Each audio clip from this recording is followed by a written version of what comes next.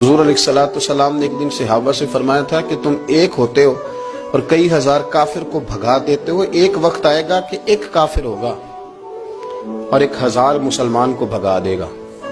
اس بیماری کو خاص توجہ سے سننا اور اس کی وجہ بھی سننا کہ بیماری پھیلتی کیسے، بس اس بات کو کبھی نہ بھولنا، یہ نفع دے گا۔ کہا ایک کافر 1000 مسلمان کو آگے لگا کے بھگائے گا، کیونکہ وہ پاک طیب طاہر دلوں والے لوگ تھے۔ وہ بول پڑے یا رسول اللہ صلی اللہ علیہ وسلم کیوں ایک کافر 1000 مسلمان کو بھگا ڈالے گا؟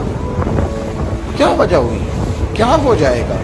2 جملے میرے نبی کریم، اور بات ختم کر دی 2 جملے، فرمایا تمہیں وہن ہو جائے گا، وہم نہیں وہن، واو ہا نون، تمہیں وہن ہو جائے گا۔ یا رسول اللہ یہ کس بیماری کا نام ہے؟